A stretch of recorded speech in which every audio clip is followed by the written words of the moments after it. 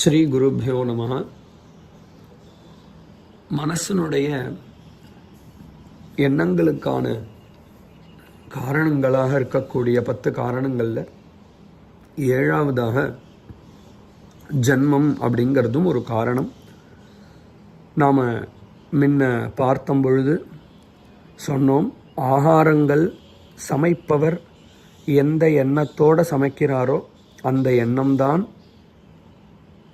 சாப்பிடக்கூடிய ஒருவனுக்கு வெளிப்படும் அப்படிங்கிறத நாம் பார்த்தோம். இது அனுபவத்திலையும் நாம் பார்க்கலாம்.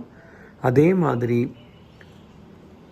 தர்மசாஸ்திரம் சொல்கிறது, ஒரு ஆணும் பெண்ணும் உடலுறவு மேற்கொள்ளும் பொழுது அவர்கள் எந்த எண்ணத்தோடு இருக்கிறார்களோ அந்த எண்ணம் மேலோங்கி இருக்கும் பிறக்கக்கூடிய ஜீவனுக்கு.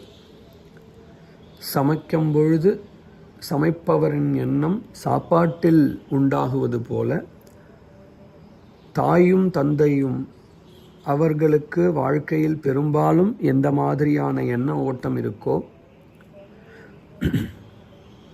அவர்கள் உடலுறவு கொள்ளும் பொழுது எந்த எண்ணங்களை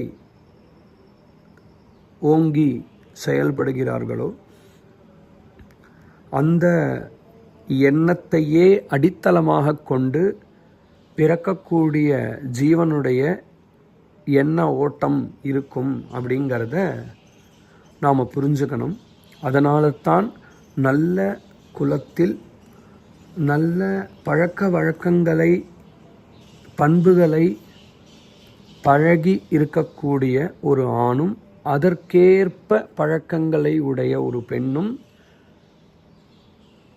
திருமணம் செய்து கொண்டு அவர்கள் வாழ்க்கையை நடத்தி வரும் பொழுது அவர்களுடைய எண்ணம் ரெண்டும் ஒரே சாராக இருக்கும், ஒரே மாதிரி இருக்கும். அப்படி இருப்பவர்கள் உடலுறவு மேற்கொள்ளும் பொழுது நல்ல பகவத் விஷயங்கள், பகவானை நல்ல பக்தி மனசில் இருக்கக்கூடியவர்களாக உடலுறவு மேற்கொள்ள வேண்டும் அப்படிங்கிறத தர்மசாஸ்திரம் சொல்கிறது. அப்படி அவர்கள் செய்யும் பொழுது பிறக்கக்கூடிய குழந்தைக்கு நல்ல எண்ணங்கள் மேலோங்கி இருக்கும் சுபாவமாகவே அப்படிங்கிறது தான் தாத்பரியம். இதனுடைய தொடர்ச்சியாக அடுத்த பதிவை பார்க்க வேண்டும்.